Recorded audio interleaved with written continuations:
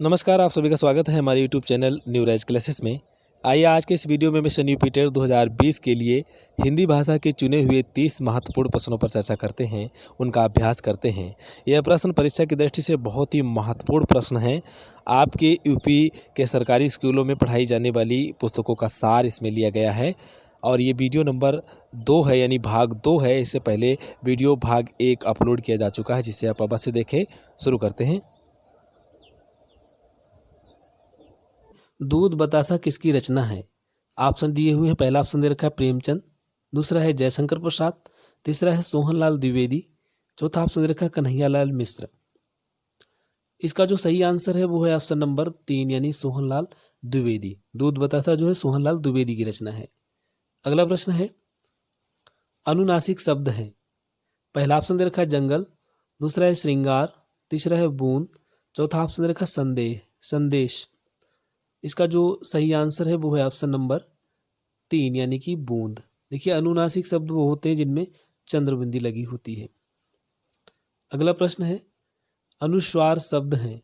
पहला ऑप्शन दे रखा है जंगल, दूसरा है बहां, तीसरा दे रखा है छांव, चौथा ऑप्शन दे रखा है छांट कर। इसका जो सही आंसर है वो है ऑप्शन नंबर 1 यानी कि जंगल। अनुस्वार में बूंदी इस तरीके से लगी होती है, वो शब्द अनुस्वार शब्द कहलाते हैं। अगला प्रश्न है, वो शुद्ध वर्तनी है। ऑप्शन दिए हुए हैं। पहला ऑप्शन दे रखा है अनुशासन, दूसरा दे रखा है श्रृंगार, तीसरा दे रखा है अंतरराष्ट्रीय और अंतराराष्ट्रीय, चौथा ऑप्शन दे रखा है सत्याग्रह। इसका जो सही आंसर है वो है ऑप्शन नंबर 4 यानी कि सत्याग्रह। देखिए, अनुशासन ये गलत लिखा है। इसमें क्या होता है, अनुशासन जो होता है, अनुशासन इस तरीके से लिखा जाता है, बड़ा शाह जो है पहले बनेगा, इस तरीके से आएगा, और श्रृंगार में ये इस तरीके से होगा ये। और अगला ये जो अंतरराष्ट्रीय दिया है, इसमें अंतरराष्ट्रीय इस तरीके से लिखा जाता है। अगला प्रश्न है, वर्षा का तद्भव शब्द है। ऑप्शन दिए हुए। पहला ऑप्शन दे रखा है वर्षा, दूसरा है वर्षा, तीसरा दे रखा है वर्षा और चौथा ऑप्शन दे रखा है वर्षा।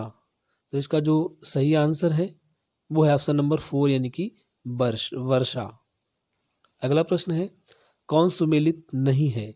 ऑप्शन दिए हुए हैं। पहला ऑप्शन दे रखा है कसूर का अर्थ दोष, इधर अर्थ दे रखे हैं। दूसरा दे रखा है निर्द्वंद, इसका दे रखा है बिना लड़ाई झगड़े के। तीसरा दे रखा है चश्मा, इसका अर्थ दे रखा है झरना, और चौथा ऑप्शन दे रखा है आपदा, उसका अर्थ दे रखा है बाढ़। देखिए, जो इसमें सही जो सुमेलित नहीं है वो इनमें से छांटना है हमें। कसूर का अर्थ क्या होता है, दोष होता है, ये सही है। निर्द्वंद माने बिना द्वंद के, माने लड़ाई, बिना लड़ाई झगड़े के, इसका भी सही अर्थ दे रखा है। चश्मा होता है ये, इसका भी सही अर्थ दे रखा है। झरना होता है इसका अर्थ। और आपदा का अर्थ होता है कोई विपत्ति है, या जैसे कि प्राकृतिक आपदा या मानव निर्मित आपदाएं होती हैं, बाढ़, भूकंप, भूस्खलन, ये सारी चीज़ें हैं। लेकिन ये इसमें इसका अर्थ नहीं होता है। बाढ़ ये आपदा है एक प्रकार की। इसका जो इस तरीके से जो ऊपर दे रखे हैं उनकी तरह इनका अर्थ नहीं है। आपदा का अर्थ बाढ़ नहीं होता है। आपदा तो भूस्खलन भी हो सकता है, भूकंप भी हो सकता है, तो महामारी भी हो सकता है। तो इसमें हमारा जो जो सुमेलित नहीं है वो होगा ऑप्शन नंबर 4 यानी कि ये सुमेलित नहीं है। अगला प्रश्न है, कौन सही मिलान नहीं है? ऑप्शन दिए हुए हैं। पहला ऑप्शन दे रखा अर्थ धनिक बराबर आर्थिक, दूसरा दे रखा है संस्कृति धनिक बराबर सांस्कृतिक, और तीसरा ऑप्शन दे रखा है साहित्य धनिक बराबर साहित्यक, और चौथा ऑप्शन दे रखा है वर्ष धनिक बराबर वार्षिक। तो इसका जो सही आंसर है यानी कि जो सही मिलान नहीं है वो है ऑप्शन नंबर 3 यानी कि साहित्य धनिक। ये साहित्यक नहीं होगा, इसमें होगा साहित्यिक इस तरीके से होगा। अगला प्रश्न है, शब्दकोश में आने वाले अक्षरों का सही क्रम है। देखिए, यहाँ पर जो जब हम शब्दकोश में कोई शब्द ढूंढते हैं तो उसमें जो शब्द का जो पहला अक्षर होता है उसका पेज निकालते हैं और उससे संबंधित ढूंढते चले जाते हैं। तो यहाँ पर जो हमें शब्द है उसमें क्रम क्या आएगा, पहले कौन सा आएगा, भो आएगा, भौ आएगा, फिर भौं आएगा, क्या आएगा। तो इस तरीके से क्रम दे रखे हैं उनको, पहले क्या आएगा। जब हम भा वाला पेज खोलेंगे और भा में भो में जाएंगे तो भो के बाद में फिर भो वाले जितने भी शब्द हैं वो आएंगे, उसके बाद में भौं वाले आएंगे या भौ वाले आएंगे, कौन से आएंगे उनका हमें समझना है। देखिए क्या है, पहला ऑप्शन दे रखा है, कहते हैं कि शब्द कोश में आने वाले अक्षरों का सही क्रम है। तो क्या है, पहले भो, फिर भौं, फिर भौं, अंक की बूंदी लगी हुई है इसमें। दूसरा है भौ, फिर भो, फिर भौं। तीसरा ऑप्शन दे रखा है भो, भौं, फिर भौ। चौथा ऑप्शन दे रखा है भौ, भौं, फिर भो। तो इसका देखिए पहले भो आएगा, इसमें हम जब भा वाले में जाएंगे तो भो आएगा, उसके बाद में आएगा, इसमें दे रखा पहले ऑप्शन में भो के बाद भौ फिर भौं, ये गलत है। क्योंकि इसमें देखिए जो अनुनासिक या अनुसार होते हैं जिन पे चंद्र बूंदी या अंक बूंदी लगी होती है वो पहले आते हैं। जैसे कि मान लीजिए भौ वाले में हम गए तो भौ में एक तो भौ होगा, दूसरा होगा भौं। तो इसमें भौं वाला अनुस्वार जो है या अनुनासिक जो होते हैं चंद्रबुंदी भी लगी होकर, तो ये पहले आएगा और ये वाला बाद में आएगा। आना इसको चाहिए लेकिन ये वाले पहले आएंगे, अनुस्वार या अनुनासिक वाले शब्द जो हैं वो पहले आएंगे और भौ जो है ये बाद में आएगा। तो इसके हिसाब से ये गलत हो गया पहला वाला ऑप्शन। दूसरा है भौ, भौ पहले नहीं आएगा, भो आएगा पहले, तो ये भी गलत हो गया। तीसरा दे रखा है भो, फिर भौं, फिर भौ, ये ऑप्शन ठीक है, ये तीसरा वाला ऑप्शन सही है। और चौथा ऑप्शन का भौ, भौं, भो, ये गलत है। तो इसका जो सही आंसर है वो है ऑप्शन नंबर 3, यानी पहले भो आएगा, फिर भौं आएगा, फिर भौ आएगा। अंक जो चंद्रबुंदी वाले जो होते हैं जैसे अनुस्वार या अनुनासिक हैं वो पहले आएंगे। अगला प्रश्न है, स्वर्ण का तद्भव रूप है। ऑप्शन दिए हुए, पहला ऑप्शन दे रखा है सोना, दूसरा है सुवर्ण, तीसरा दे रखा है स्वर्ण और चौथा ऑप्शन दे रखा है सुवर्ण। तो इसका जो सही आंसर है वो है ऑप्शन नंबर 2 यानी कि सुवर्ण। अगला प्रश्न है, गलवाहें में कौन सा समास है। गलवाहें, देखिए यहाँ पर गलवाहें दे रखा है, गलवाहा में कौन सा समास पूछा गया है। तो ऑप्शन दिए हुए, पहला ऑप्शन दे रखा है द्वंद्व, दूसरा है तत्पुरुष, तीसरा दे रखा है कर्मधारय और चौथा ऑप्शन दे रखा है बहुव्रीहि है। इसका जो सही आंसर है वो है ऑप्शन नंबर 2 यानी कि तत्पुरुष समास है। गले में बाहें, बाहों का हार, इसका अर्थ क्या होता है, गले में बाहों का हार, तो गले में बाहों का हार, तो इसलिए क्या हो गया यहाँ पर तत्पुरुष समास हो गया। अगला प्रश्न है, अनेकार्थी शब्द है जिसे के कई अर्थ निकल रहे हैं, उनमें से ये जो ऑप्शन दिए हुए इनमें से कौन सा ऐसा अर्थ है, शब्द है जिसका कई अर्थ निकल रहे हों। पहला ऑप्शन दे रखा है मेज, दूसरा दे रखा है खिड़की, तीसरा है पेड़, चौथा ऑप्शन दे रखा है कुल। देखिए इसमें जो हमारा मेज है, मेज का एक अर्थी शब्द है, ये भी खिड़की का मतलब खिड़की ही होता है, पेड़ का भी मतलब पेड़ ही है। और कुल, यहाँ पर चौथा ऑप्शन दे रखा है ना कुल, कुल का मतलब योग भी होता है, माने कुल माने कुल, कुल माने सकल या योग भी होता है, कुल माने टोटल। और कुल का मतलब परिवार भी होता है, क्या होता है, परिवार, परिवार या वंश। तो इसका जो सही आंसर है वो है ऑप्शन नंबर 4 यानी कि कुल। अगला प्रश्न है, युगधारा किसकी रचना है। ऑप्शन दिए हुए हैं, पहला ऑप्शन दे रखा है नागार्जुन, दूसरा है मैथिली शरण गुप्त, तीसरा ऑप्शन दे रखा रामधारी सिंह दिनकर, चौथा ऑप्शन दे रखा सुमित्रा नंदन पंत। देखिए जो इसका सही आंसर है वो है ऑप्शन नंबर 1 यानी नागार्जुन की। अगला प्रश्न है, कौन सही सुमेलित नहीं है। ऑप्शन दिए हुए हैं, पहला ऑप्शन दे रखा है भारतेंदु हरिश्चंद्र प्रेम माधुरी, दूसरा ऑप्शन दे रखा है नागार्जुन युगधारा, तीसरा ऑप्शन दे रखा है जयशंकर प्रसाद कामायनी, चौथा ऑप्शन दे रखा है प्रेमचंद्र कुरुक्षेत्र। तो इसका जो सही आंसर है यानी जो सही सुमेलित नहीं है वो है ऑप्शन नंबर 4 यानी प्रेमचंद्र कुरुक्षेत्र, ये उनकी रचना नहीं है। अगला प्रश्न है, समाज सुधार में कौन सा समास है। ऑप्शन दिए हुए हैं, पहला ऑप्शन दे रखा है द्वंद्व समास, दूसरा है तत्पुरुष समास, तीसरा ऑप्शन दे रखा है कर्मधारी समास, चौथा ऑप्शन दे रखा है बहुव्रीहि समास। देखिए इसमें जो सही आंसर है वो है ऑप्शन नंबर 2 यानी कि तत्पुरुष समास। समाज सुधार का मतलब समाज का सुधार, समाज का सुधार, समाज का सुधार होगा। इसका अर्थ क्या होगा? समाज का सुधार। तो इसलिए इसमें आप जो समास होगा वो कौन सा होगा? तत्पुरुष समास होगा। अगला प्रश्न है, जहाँ पृथ्वी और आकाश मिलते प्रतीत होते हों, कहते हैं, उनके लिए शब्द क्या दिया है? जहाँ पृथ्वी और आकाश मिलते हुए या मिले हुए प्रतीत होते हों उसे कहते हैं। पहला ऑप्शन दे रखा है इन्होंने संध्या, दूसरा है क्षितिज, तीसरा है स्वर्ग, चौथा ऑप्शन दे रखा पाताल। तो इसका जो सही आंसर है वो है ऑप्शन नंबर 2 यानी कि क्षितिज। अगला प्रश्न है, बसंतोत्सव में संधि है। ऑप्शन दिए हुए हैं, पहला ऑप्शन दे रखा है दीर्घ, दूसरा है गुण, तीसरा ऑप्शन दे रखा है वृद्धि और चौथा ऑप्शन दे रखा है यड़ संधि। तो इसका जो सही आंसर है वो है ऑप्शन नंबर 2 यानी कि गुण संधि है। कैसा इसका होगा संधि विच्छेद? देखिए, बसंत, बसंत, धन, उत्सव,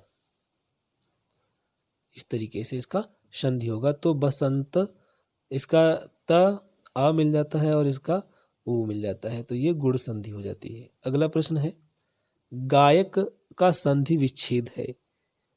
ऑप्शन दिए हुए, पहला ऑप्शन दे रखा है गा धन यक, दूसरा दे रखा है गा धन अक, तीसरा ऑप्शन दे रखा है गे धन अक, चौथा ऑप्शन दे रखा है गए धन अक।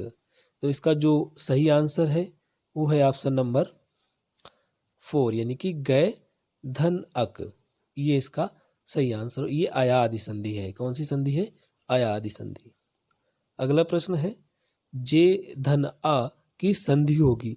पहला ऑप्शन दे रखा है जय, दूसरा ऑप्शन दे रखा है जो, तीसरा ऑप्शन दे रखा है जेय, चौथा ऑप्शन दे रखा है जय। तो इसका जो सही आंसर है वो है ऑप्शन नंबर 4 यानी कि जय। जय इसका आंसर होगा। ये भी क्या है? आया आदि संधि है। अगला प्रश्न है, अत्यंत में संधि है। पहला ऑप्शन दे रखा है यड़, दूसरा ऑप्शन दे रखा है गुण और तीसरा ऑप्शन दे रखा है दीर्घ, चौथा ऑप्शन दे रखा है वृद्धि संधि। तो इसका जो सही आंसर है वो है ऑप्शन नंबर 1 यानी कि यड़ संधि है। इसमें देखिए इसका संधि कैसे होगा? इसका होगा संधि अति, अति, अति, धन, अंत, इस तरीके से इसका संधि होगा। अगला प्रश्न है, कौन सही सुमेलित नहीं है? ऑप्शन दिए हुए हैं, पहला ऑप्शन दे रखा ई धन आ बराबर य, दूसरा दे रखा ऊ धन आ बराबर व, तीसरा दे रखा आ प्लस री बराबर अरि, चौथा ऑप्शन दे रखा है आ धन ई बराबर ए।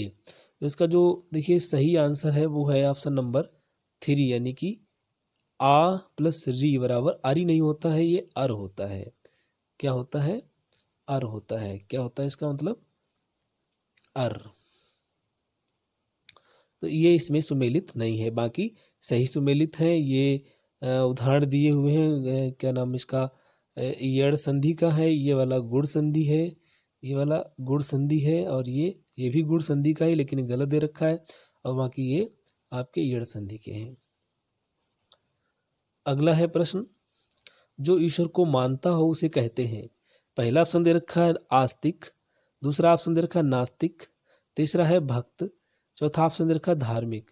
तो इसका जो सही आंसर है वो है ऑप्शन नंबर 1 यानी आस्तिक। नास्तिक कहते हैं जो ईश्वर को नहीं मानता, भक्त तो किसी का भी हो सकता है, और धार्मिक होगा तो उसके अंदर आस्तिकता होगी तब। तो इसलिए जो सटीक आंसर है वो है इसका आस्तिक। अगला प्रश्न है, उपकार को मानने वाला क्या कहलाता है? पहला ऑप्शन दे रखा है कृतज्ञ, दूसरा है कृतघ्न, तीसरा ऑप्शन दे रखा है कृपा पात्र, चौथा ऑप्शन दे रखा है कृतार्थ। तो इसका जो सही आंसर है वो है ऑप्शन नंबर 1 यानी कृतज्ञ। कृतघ्न होता जो नहीं मानता, उपकार को नहीं मानने वाले को कृतघ्न कहते हैं।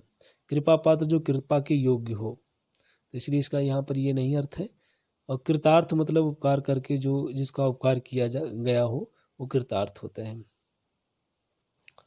अगला प्रश्न है, किसी पर विजय पाने की इच्छा रखने वाला, उसके लिए शब्द हैं। पहला ऑप्शन दे रखा है जिगीसु, दूसरा दे रखा है जिज्ञासु, तीसरा ऑप्शन दे रखा है जिजीविषा, चौथा ऑप्शन दे रखा है जितेंद्रिय। तो इसका जो सही आंसर है वो है ऑप्शन नंबर 1 यानी कि जिगीषु। किसी पर विजय पाने की इच्छा रखने वाला उसको जिगीषु बोलते हैं। देखिए जिज्ञासु क्या होता है, जिज्ञासु होता है जानने की इच्छा रखने वाला, जानने की इच्छा रखने वाले, मतलब ये जानने की इच्छा रखने वाला होता है, जानने की इच्छा। और ये जिजीविषा जो है ना, जीने की प्रबल इच्छा, जीने की, ये होता है जीने की प्रबल इच्छा, ये जीने की प्रबल इच्छा होती है। और जितेंद्रिय मतलब जिसने अपनी इंद्रियों पर विजय प्राप्त कर ली हो, जिसने अपनी इंद्रियों को जीत लिया हो, उसको जितेंद्रिय बोलते हैं। अगला प्रश्न है, जिसके हृदय में ममता ना हो। तो पहला ऑप्शन दे रखा है इसका निर्दयी, दूसरा है निर्मम, तीसरा ऑप्शन दे रखा है निरामिष, चौथा ऑप्शन दे रखा नास्तिक। इसका जो सही आंसर है वो है ऑप्शन नंबर 2 यानी कि निर्मम। देखिए निर्दयी का मतलब होता है जिसमें दया ना हो, जिसमें दया ना हो। और निर्मम का मतलब जिसमें ममता ना हो। निरामिष का मतलब होता है जो मांसाहार ना करता हो।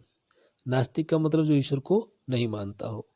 अगला प्रश्न है, ईंट से ईंट बजाना का अर्थ है। पहला ऑप्शन दे रखा है दो ईंटों को आपस में टकराना, दूसरा ऑप्शन दे रखा है कड़ा मुकाबला करना, तीसरा ऑप्शन दे रखा है ईंटों से शोर करना, चौथा ऑप्शन दे रखा है आलोचना करना। तो इसका जो सही आंसर है वो है ऑप्शन नंबर 2 यानी कि कड़ा मुकाबला करना, यानी बराबर का मुकाबला करना, दुष्टों का नाश करना या नष्ट कर देना। तो इस तरीके से इसका जो अर्थ है वो कड़ा मुकाबला करना है। ईंटों से ईंटों का आपस में टकराना इसका अर्थ नहीं है, और ईंटों से शोर करना भी इसका नहीं है, आलोचना करना भी इसका अर्थ नहीं है। कड़ा मुकाबला करना इसका सही अर्थ है। अगला प्रश्न है, ऊंट के मुंह में जीरा मुहावरे का अर्थ है। तो ऊंट के मुंह में जीरा मुहावरे का अर्थ है, पहला ऑप्शन दे रखा ऊंट को जीरा पसंद है, दूसरा ऑप्शन दे रखा प्रसन्नता दिखाना, और तीसरा ऑप्शन दे रखा अपर्याप्त वस्तु होना, चौथा ऑप्शन दे रखा थोड़े में सब कुछ समझना। देखिए इसमें जो ऑप्शन दिए हुए हैं वो उसमें क्या है, ऊंट को जीरा पसंद है, यानी ऊंट के मुंह में जीरा का अर्थ क्या हुआ, यहाँ पर दे रखा है जो ऑप्शन ऊंट को जीरा पसंद है, तो ये इसका अर्थ नहीं होगा, ये गलत है।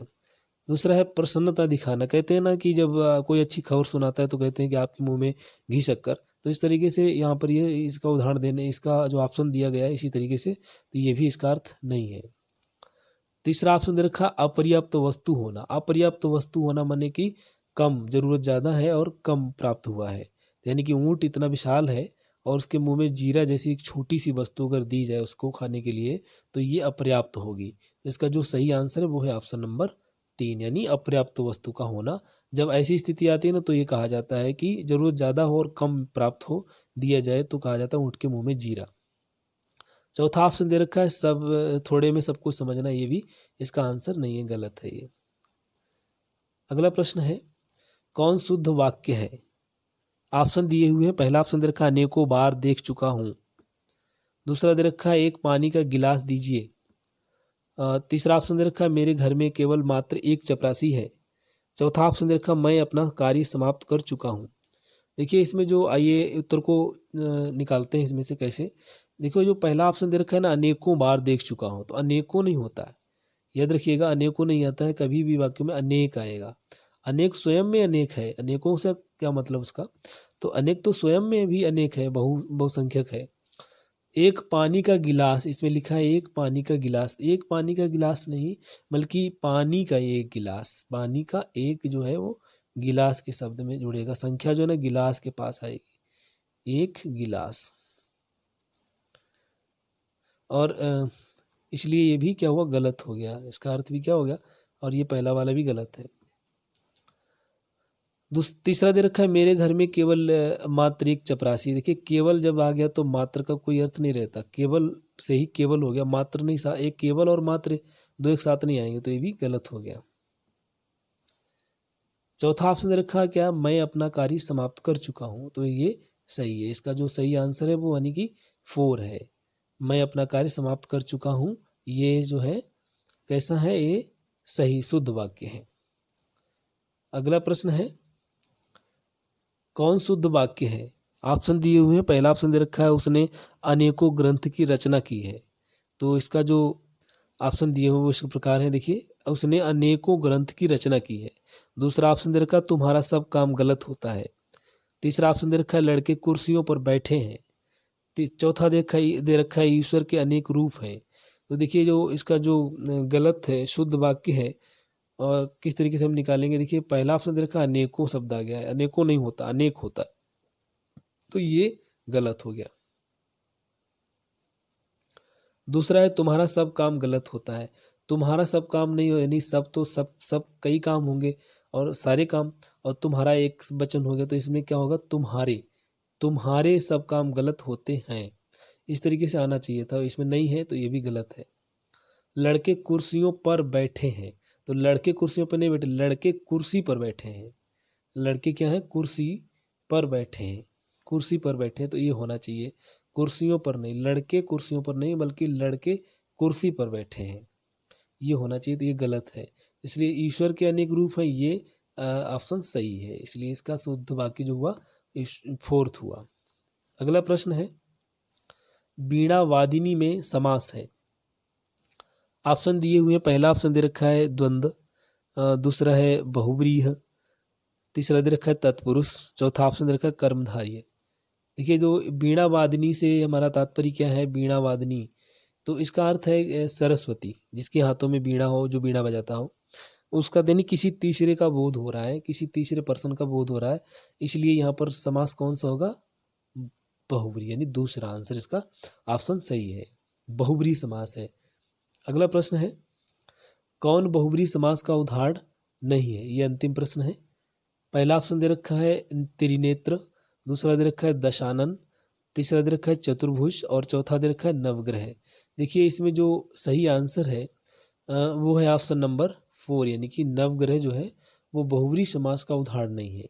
बहुव्रीहि में क्या होता है कि जो शब्द दिए होते हैं वो किसी तीसरे व्यक्ति का या तीसरे पर्सन का बोध कराते हैं। देखिए जैसे त्रिनेत्र है, तो त्रिनेत्र का मतलब जिसके 3 नेत्र हैं, यानी अर्थात शंकर भगवान, अर्थात शंकर। दशानन माने जिसके 10 आनन है, कौन है, दशानन माने 10 सिर हैं, तो कौन हुआ, रावण हुआ। ये इसका अर्थ क्या हुआ, रावण। देखिए चतुर्भुज, 4 भुजाओं वाले, यानी कौन, विष्णु, विष्णु, तो 4 भुजाएं किसकी, विष्णु की। तो इसमें नवग्रह का अर्थ क्या होता है, 9 ग्रह ही जो हमारे हैं, 9 ग्रह हैं सौरमंडल के, तो इसलिए नवग्रह का अर्थ क्या हुआ, तो ये नवग्रह किसी तीसरे का नहीं, सीधा ही बोध करा रहा है, इसलिए इसका जो ऑप्शन सही है वो 4th है, नवग्रह। ये बहुव्रीहि का उदाहरण नहीं है, ये द्विगु का है, किसका है, द्विगु समास का है ये उदाहरण, द्विगु समास का।